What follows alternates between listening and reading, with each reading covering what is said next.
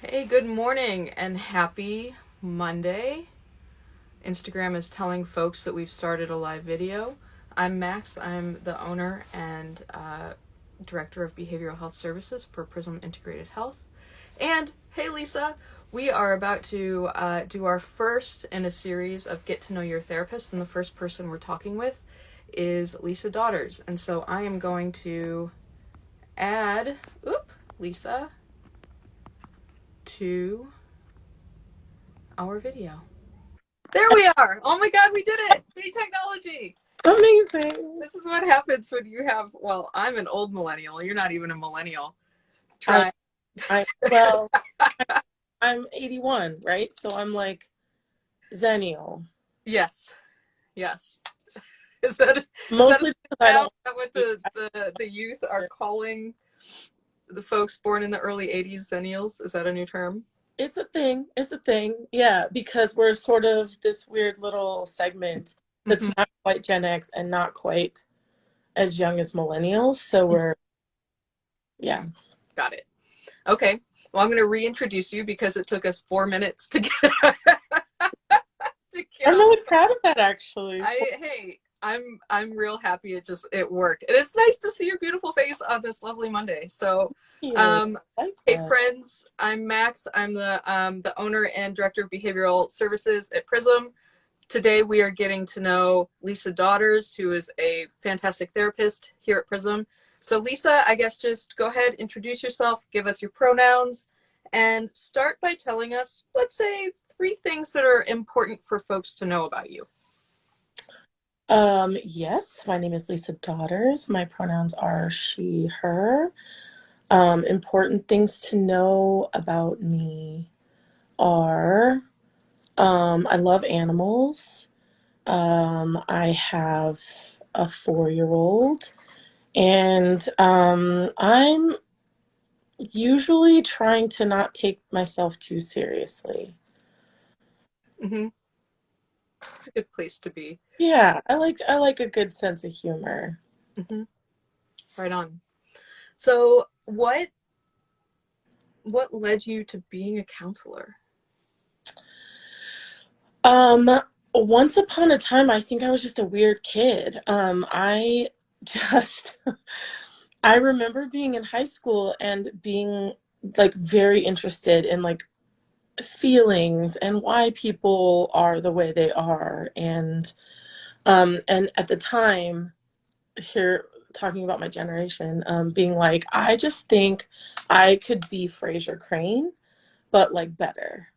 And that, like, at that moment usurped my goal of being a singer-songwriter. And then later I abandoned it to go into veterinary and then was like, no, that's not right. And then when I revisited, it was absolutely from, I remember in my head just thinking, I just want to help people not hate themselves. And I think that's where a lot of that came from. And then just that unique, like, I'm always thinking about behavior and feelings and a curiosity about people and myself. And I think that's how it all kind of fit together. Mm-hmm. Okay. That's a really, so you knew when you were in high school that you were sort of interested in mental health and behavior and Max, I was the president of the peer counseling club in high school, vice president and then president. all right. You had a lot of feelings, you cared about a lot of feelings. Yes, I did. Yeah. Okay. And so what did you go to undergrad for then? What was your major in? I started as an art major. Okay. Yeah. And then Artists have a lot of feelings. That's it. then I was like, what if we took those feelings and learned about like why humans have feelings at all? Mm-hmm. And I majored in anthropology Okay. with no real sense of where that was going to go, Mm-hmm. other than I was interested in like early humans. Mhm. And then it went nowhere. Surprise, surprise. And I went and became a veterinary technician. Okay. How Yeah. long vet tech? 5 years. Okay. And then I was like, you know what? am not, I'm really just interested in people's experiences and talking to people. So maybe this isn't the right thing. Mm, Animals are not the right path. mm. So that's when I went to grad school. Okay. And so you are an LPC. Yes. Okay. So can you explain what that means a little bit? That means, so my degree was in professional counseling, Hmm. uh, which I guess is a little different from social work in the focus, right? Social work being more about resources and I think counseling just comes from a little bit more interpersonal, kind of deeper perspective. Yeah. Was a better fit for me Yeah. um, in terms of my where I come from and how I work. Hmm. And so you go to grad school. Hmm. What was grad school like? Grad school was like finally finding my people, really, in a way, because I was like, wow, all these people are thinking about feelings. And that was great. And then, like, halfway through, and this is so interesting, but halfway through my particular program, you have to declare like a focus, Hmm. right? Concentration. And they had, geriatric and marriage and family, and I was sort of just floundering. And then right past when I was like supposedly past the deadline, of course, I was like, wait, there's expressive arts therapy. Why am I not doing that? Hmm. Starting as an art major, why am I not doing that? Hmm. And so then I just scrambled and hopped into that, and it was the perfect fit for me. And so it was really like this blending of things that made a lot of sense to me. Hmm. And so that's how I ended up there, kind of just by accident, by dumb luck. And then I was like, wow, I'm in this program. And it wasn't a common program in Arizona where I went to school. So serendipity being what it is, then I ended up doing expressive arts as a concentration. Okay. And so tell us about expressive arts. Like how does that work in a therapeutic process? So expressive arts is using the process of art making as part of therapy. Hmm. And so it's really about how your brain is functioning at the time that you're creating.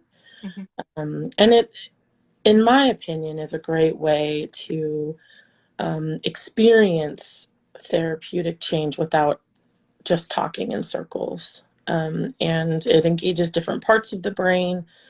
And particularly for things, my favorite places to use expressive arts are um, when there's something that is a little bit too big or too scary, when there's something that's repetitive, when there's something we've already talked to death, but there needs a little bit more expansion on.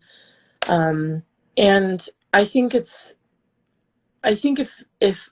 therapy were structured different, it would be ideal. Because I think if I had everything at my disposal, I would spend an hour and a half with each client, right? And we would sit down and just make art together while talking. Hmm. Um, but the way that I do it is a more like a homework assignment. And so I'll take something that somebody's working on and then say, what if you did some creating around this? I might suggest a media, but then say, please take this where it feels like it's right to take it. And then when they complete that, or the next time we meet, whichever comes later, then we um, kind of process through what the experience was like. And so it's a little bit of an amalgam of making telehealth work and making, the traditional hour-long therapy session work, and then letting people kind of go their direction. And sometimes it comes up like we do back-to-back experientials, and other times it's something that, you know is not feasible to do all the time because people are busy. Mm-hmm. So it just kind of as it's appropriate, as people are willing or interested, Mm-hmm. is something that gets used as part of therapy. Sure. So you have the knowledge of expressive arts and you like to bring it, but it's not necessarily like you only do expressive arts in therapy, right? Absolutely correct. Some people are just, it's not something that they want to do, and that's okay.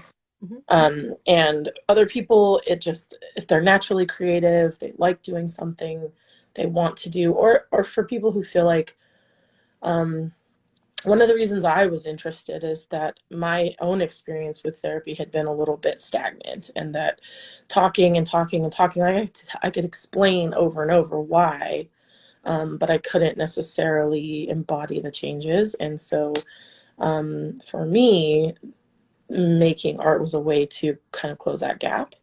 So Mm-hmm. I think particularly when there are people that really want to do something different, Mm-hmm. then it's effective. And for other people, that's just not necessary or not they're, where they are. So And it seems like it's a really good and unique way for people to stay like fully in the moment, hmm without necessarily reliving a trauma, but focusing on this is what I'm feeling while I'm creating this piece, hmm and this is a depiction of what it feels like. right, right. Cool. What other methods do you use outside of expressive arts? Well, something that I really like mindfulness concepts when they work, when they fit, given people's, access to their interoceptive experience and the comfort in their own experience. I really like that as a tool. Mm-hmm.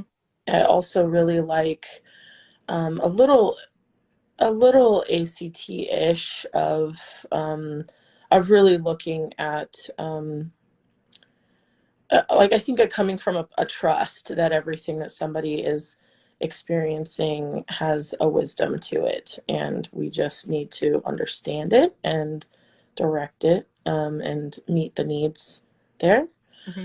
Um, and I've also enjoyed a little bit of parts work with some people. Some people have really, I have some people that have really, really resonated with that. And so I find that sometimes when I'm working with somebody, as we're getting to know each other and I'm learning how their mind works and how they work best, different things sort of float to the surface as being the right fit. And that can be influenced by like their neurodivergence or what they're specifically wanting to work on.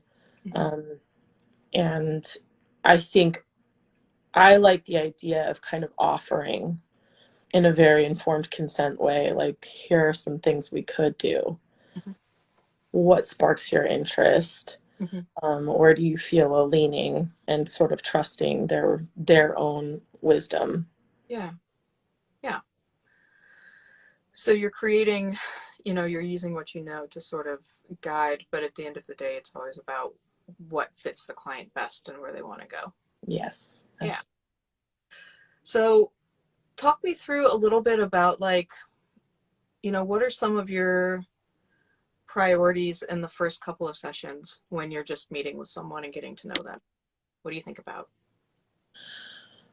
First and foremost, I just want to meet them. Mm-hmm. I just want to learn as much as I can about them. And that includes, whatever history we're ready to explore as context, but also just how they talk, how they think, how they communicate. And my priority is their priority. Mm-hmm. So if somebody's coming into therapy, I want to know where does it hurt, right? What's the most troubling? What do you need from me, first Mm-hmm. and foremost? Mm-hmm. Um, And so I think those are kind of equally important because I'm looking for how that would happen, as well as like, what is it that you even, what can we get you? What can we get you? What can we do here? Yeah. Uh, I like to ask, like, what brings you to my proverbial couch, right? Like, I haven't been in an office in years because of COVID. Mm-hmm.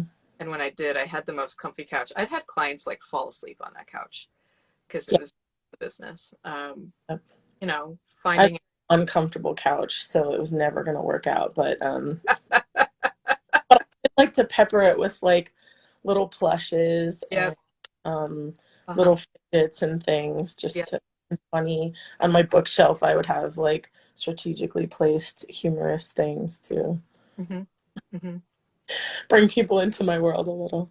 mm-hmm. So, what are some like lenses or perspectives that you use when you're working with clients? Something that I mean, for one, I think that including all kinds of um, basically equity and connecting therapy to everything else in the world, I think is really really important, especially at this moment in history. So liberation movements of all kinds are important to me in my work and important lenses to bring in. Mm-hmm, And so, especially because of how pervasive it is in my own identities, um, I I absolutely work from a weight neutral, size neutral, health at every size, anti diet perspective.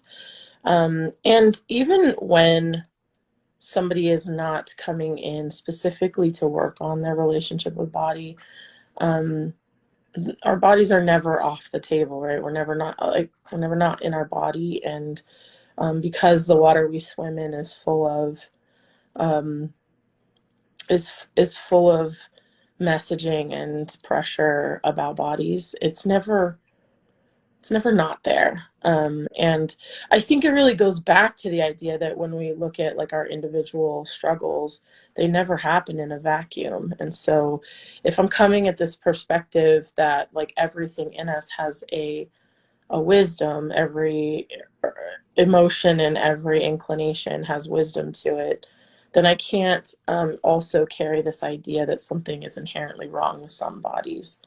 Um, and I can't also carry this idea that some people's, like that people aren't working hard enough, or any of the things that come with all the isms mm-hmm, that we're working from. So a lot of the lens is really like contextualizing somebody's individual struggles against how do we even get to some of these ideas, and what are we fighting against um, in our own heads, but also just because of what's out there. mm-hmm.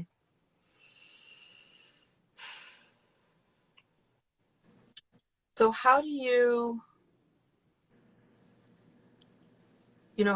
have that conversation with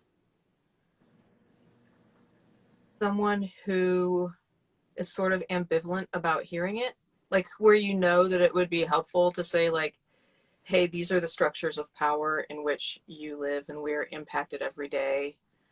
Because what you're really trying to do is offer like a more macro level, like person in the environment perspective.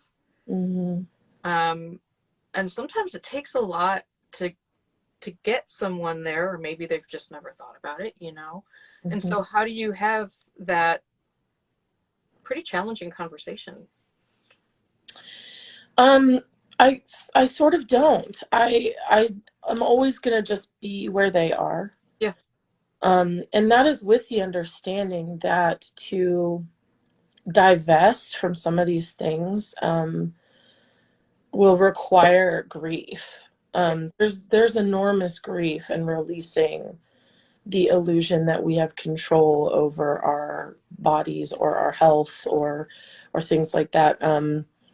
And not everybody is there, and not everybody is ready for that. What I do say is where I come from. Hmm. as part of informed consent and as part of understanding where I will be responding to them through that lens. And that doesn't mean that it's ever not their, choice. I emphasize your body, your choice. Hmm. And it is not my journey, it is yours. And everybody's um, moment with their body and where they are in any of these things is completely their own. And sometimes it's so nuanced that there is no clear um, right answer. So I talk about where I come from. I talk about that perspective and how that might influence. And I invite questions about how that might change our conversations. Hmm. So for people who are, um, working on something that would be sort of related but not aligned, Sure.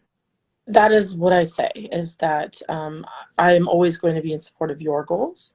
Hmm. And there are things that we can always work on that may not be directly related, but we would find, right? Like if we're talking about building a better relationship with your body, if we're talking about um, being happier in your own body or feeling more aligned with yourself, all of those things can be reached even if we don't have the liberation conversation. Hmm. Yeah. So really, I mean, the health at every size perspective, right? The body neutrality, weight neutrality is part of this larger conversation about decolonizing therapy, right? And so I know that that's something that you really care about, and it's something here at Prism that we're, trying to focus on in a lot of different ways. And so, what does that look like in your practice? Well, a lot of it is my work Mm-hmm. as a therapist, and then from there, examining how I was taught to be a therapist and how that may not work with liberation movements of all kinds, or decolonizing, and then rippling out to then how do I show up with a client, and then when I'm hearing things that I think deserve um, to be reframed, Mm-hmm. um, to be able to suggest it as an option. Mm-hmm. So that means that if I don't learn about white supremacy, how do I catch it? So first I have to learn, and first I have to see the ways that when I was trained to be a therapist in like 2008, in my program, how some of the values and things that were kind of shoved into my brain, I think have been problematic. And I felt them through my career Mm-hmm. and always ended up as kind of a misfit in my in my institutions as a result. But to then employ that and just refuse to agree with those values and refuse to come from that perspective, I think, is how that shows up. And then to basically say, here's something to consider, because the amount of struggle or the ways that some of us would maybe implode or feel ourselves grieving or disconnected from ourselves, I think we can redirect that outwards and to the appropriate culprit, Mm-hmm. and not ourselves. And I think that's really important. Mm-hmm.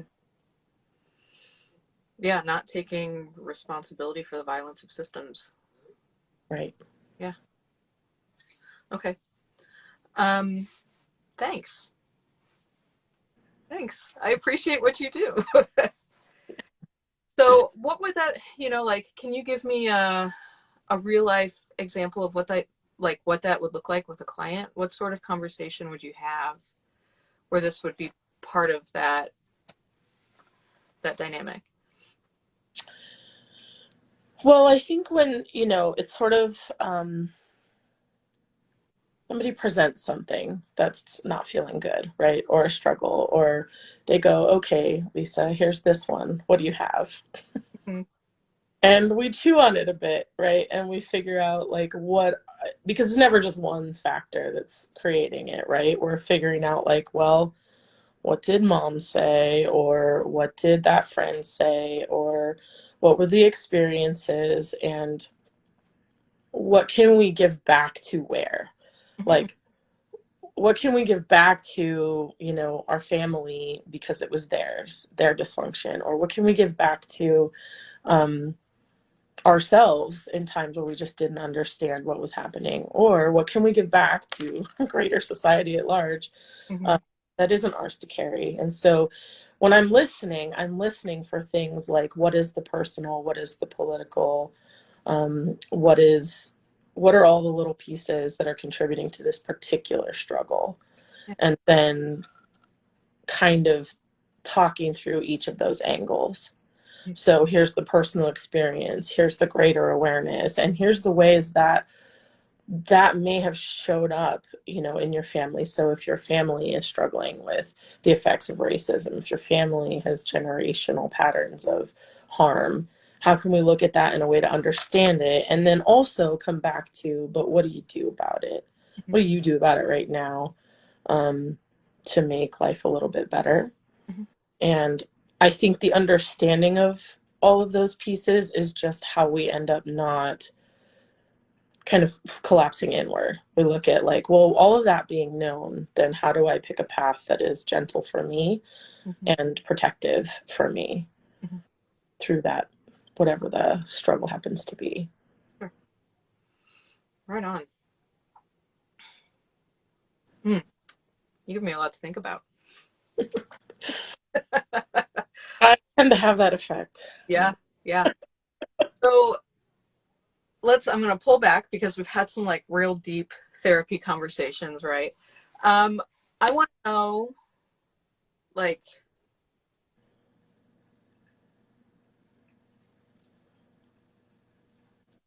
what actually, you know what I want to know? Because this is, I think, I've got a 4-year-old and a 2-year-old, and my world as a therapist changed when I became a parent. 100%. Like the way I internalized what people were telling me, the way that I like perceived things, the way I understood harm was very different after I became responsible for tiny humans. So, how has becoming a parent impacted the way you do therapy? Oof. Jeez, Max. Yeah, no. Um, I fully feel that. And gosh, how do I say this? This doesn't sound terrible, but like when I realized basically we're all just those little dysregulated 4-year-olds, Yeah. right? Like, Mm-hmm. I mean, we see that in a lot of the people in our lives, and I guess it just expanded my compassion in a lot of ways. I mean, which obviously required me, you know, processing a lot of my own, Mm-hmm. but just I think my empathy for seeing the little person and then having this like abundant expansive love for this little creature that's in my life means that I just am able to sort of see that in everybody, even if they're 57 years old. I'm seeing this little Mm-hmm. heartbroken Mm-hmm. 4 to whatever year old in there, um and having that practiced nurturing and like kind of compassionate position really transfers into just seeing the ways that all of us are little wounded kids, and wanting to just heap all of the compassion on that I possibly can. So I think it's just expanded a lot, really. And given that really like you hear a lot more theory, but I think really embodying that sense of compassion that that is required, I think, for our work, Mm-hmm. deepening that really. And I think that, you'd mentioned that um, sometimes you do parts work with folks, right? Internal family systems. And often we are addressing wounded children, Mm-hmm. and the parts that show up as a consequence to like take care, right? When perhaps external folks weren't Right. able to. And so I was hoping that maybe you could explain a little bit about what parts work is, because it's kind of a specific thing, and then how you use it. Hmm. Yeah, I mean, sort of as you said, like recognizing, at least, how I use it is sort of identifying um, different versions of ourselves, I guess, from periods of time, perhaps, or else selves that have developed, Mm-hmm. and um, and recognizing their drives and what their role is and why they might be there, um, and how we can appreciate the wisdom they bring, and also when we need them to sit down or um, retire or whatever. And I use that to comfort and to what resonates. There are people that really find it helpful to fully lean into like a specific version of themselves as an age or multiple ages. Mm-hmm. And then also, I like to use art here because I like to really create these characters when it fits, and when it's comfortable. So if we have an internal, drill sergeant or something, then okay, so let's draw them. Mm-hmm. What do they look like? And why are they doing that? And how do we work with them Mm-hmm. as part of creating a little bit of distance between that just being what is always present and allowing it to like show up when it needs to, and also go have a cup of coffee. Mm-hmm. Yeah. So this is, I think we're kind of getting at therapy being a mechanism for getting to know yourself, Mm-hmm. various iterations of yourself. Mm-hmm. So, what would you say to someone who has a hard time being still enough to listen? Um, I would say that for one, I don't know the logistics of this, but I would say don't be still. Mm-hmm. Um, if you don't, if you can't be still, don't be still. Yeah. Um, because maybe still enough to listen isn't the model for them. Yeah. Maybe it's that we need to move and listen. Yeah. And so finding what movement we can achieve and still listen Mm-hmm.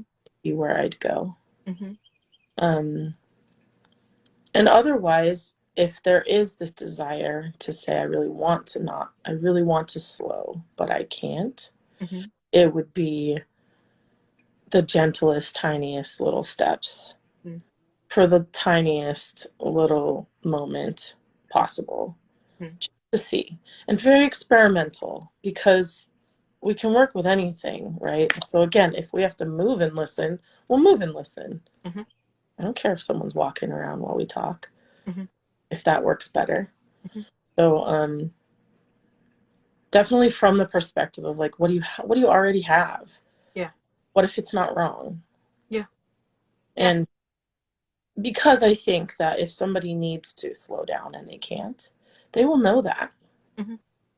And they will come to me with that suggestion that they want to do it. Mm-hmm. And then we will together figure out what are some little bitty, just edging out the tiniest more bit of room towards that, Mm-hmm. even if it's for 0.27 seconds. Yeah. So it's really trusting, and this is from like, restorative practices, but trusting that you already have everything you need. And Mm-hmm. so, like, your role, my role is helping our clients perhaps discover what they have and then use it best in a way that fits for them. Mm-hmm. Mm-hmm. Yeah, and I think that something like that, um, where in the past somebody may be fighting to, in that analogy, may be fighting their whole life to be still, and being still has never been the right thing. Right. So if we look back at why that's so important, Yeah. and if we find that the reason is I need to be still, Mm-hmm. then we can seek it. But if we find that the reason I think I need to be still is because someone told me I need to be still, Yeah. then we have to kind of consider Yeah. that process of who can we give that back to. Yeah. Yeah. Oh, hi, Julie joined. Right on. Okay. So let's pull back a little bit, and we've talked a lot about your personal, individual methods and beliefs. Take me through, like, generally, what does the therapeutic process look like for someone you might be working with? I like to have them direct me as much as I'm directing them. So if we have our intake and I just start saying, okay, what are we doing? And then and tell me about you, and I'm listening and learning, and I'm also putting in my notes their hierarchy of what's most important, Mm-hmm. what's most distressing, and and I ask the question, where do you want to go first? Mm-hmm. And that becomes kind of my like vague trajectory. Mm-hmm. It goes from and usually I'm in my head going, these are all connected, right? But but we start with where we're going, and then there's a flexibility about let's start with what's in front of us, right? If the big goal is my anxiety, but we're going to talk about what it was yesterday as how we kind of breadcrumb our way back towards the bigger things. Mm-hmm. So I like to really work with what's right here and now, Mm-hmm. what's right here, and that trusting that that's always going to give me the information of like where do we need to go. Mm-hmm. So I just work a lot with whatever's being presented Yeah.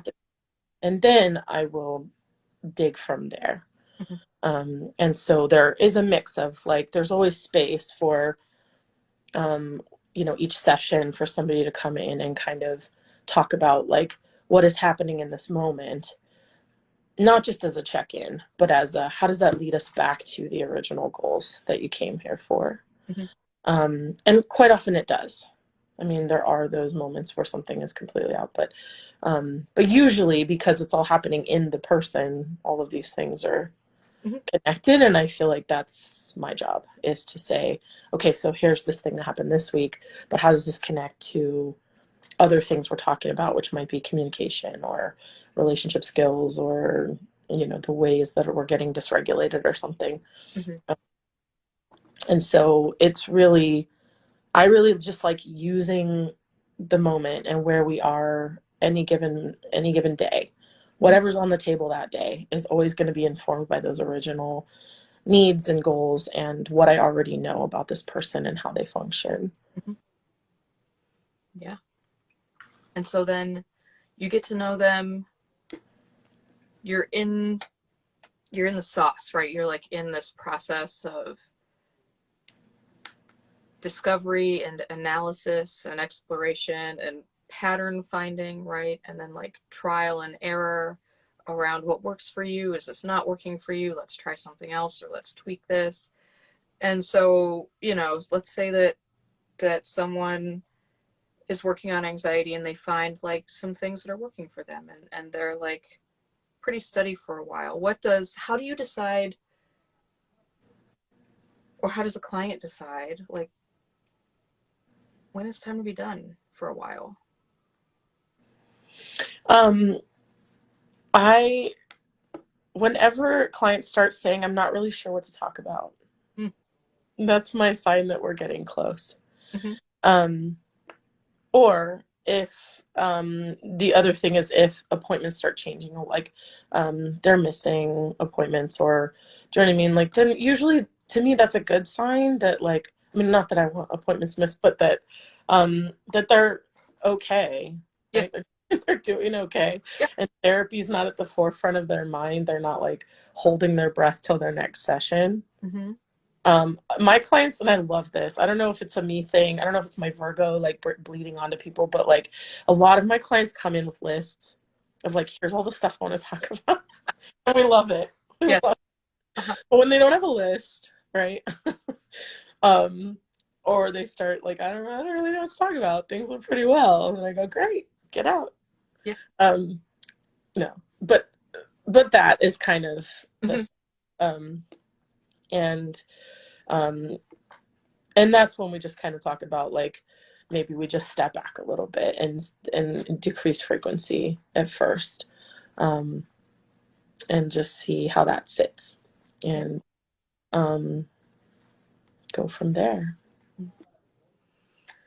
Yeah, we have a weird job because it's like we're giving folks skills to outgrow us. Right. You know, it's Right. it's such. I love it. It's so fun, and also like, Our job is to make ourselves obsolete. yeah, it really is. It's a strange thing. I'm very happy that people will always need therapy, and that Right. um, Then it's the like conflict of when somebody does kind of pop back up and want to come back, and I'm like, I'm so happy to see you, and I'm also so sad that you're yes, yeah, simultaneously that you're struggling again, right?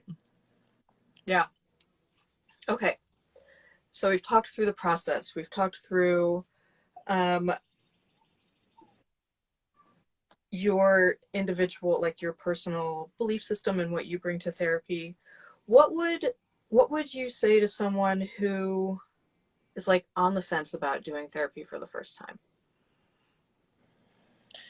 I would say therapy is always a good idea. Um, Asterisk, assuming that your values, your therapist and your values align. Yeah. So, I don't think we can pretend that therapy hasn't done harm to people in the past, which is why I say there is an asterisk, because if you're not sure, then I think it's really important that you know your therapist.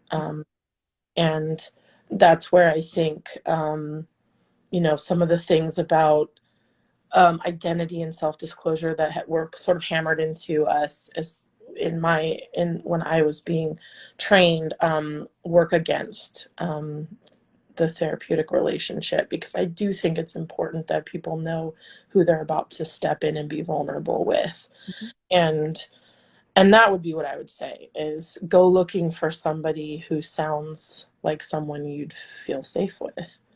Um, and then there's always therapy's always a good idea. As long as there's that safety, and as long as we know that that person is doing their own work, or you feel like your goals and your values align with with who they are, then it's always a good idea. And I always encourage people, especially when we are having a therapeutic breakup, like somebody's got to move or something where we can't work together anymore. And I feel protective of them. And I say, talk to them, meet with them, talk to them, ask them questions, push back, because I do think that there was a power dynamic in therapy before where a lot of people just felt like how we used to look at doctors, right? They're the expert and you don't question them. They know all the answers. And I never want that role. I never want to be that person. And I think that set a lot of people up to think that they can't ask questions or say that something didn't work, or um, really ask their potential therapist to be clear with them Mm-hmm. about what things would look like or who they are. Mm-hmm. Um, and so that would be my advice, is to ask the questions, Mm-hmm. think about what you want from the process, um, and whether that feels like the right step. Yeah. Yeah. I think sort of going off of what you're saying, the idea of safety is a bit of a conundrum because it's like such a simple concept, and yet like so many people have no idea what that means for them, right? And so I think that like even having someone sit down and do like a five senses, okay, so what does safety sound like? What does it look like? What do you need in your space? um, how do you need to be addressed? Like things that seem kind of simple, but are not necessarily intuitive, because Mm-hmm. safety, the concept of safety changes, but especially when you think about talking to someone over the internet, who you probably never meet in real life, Mm-hmm. uh, unless it's at like HEB at 2 in the morning and you both are thinking that people carry at HEB at 2 in the morning. Uh, but like, yeah, I simplifying it right to the most basic steps to think about what even is safety, or perhaps it's what have you been taught is safe versus what you actually know to be true about safety for you, Mm-hmm. and that can look a lot like the who, what, where, when, why, and how, and then also like the safety and the therapeutic relationship, Mm-hmm. and like what folks need from that dynamic, because sometimes we're the first healthy relationship that somebody has had. Mm-hmm. We're like modeling those dynamics for them to take out to the world, and but it can be really like an interesting thing to think about that concept of safety just as an unlearning. Right. Yeah. And again, a lot of times I encourage people to the degree that they have access to this. How do you feel after an interaction with that person? If you have a little, a little consult with somebody, and you are feeling more interested in doing something with the, working with them, from a place of like my body feels more comfortable. Mm-hmm. That's probably a good sign. If it feels like terror has showed up, maybe it's not. Maybe Yeah. it's not Yeah. or the right time. Yeah. I have no other questions for you. Let me see. I'm going to see if anyone added questions to our little chat situation. Nope, no questions. Is there anything you want to add before we wrap up for today?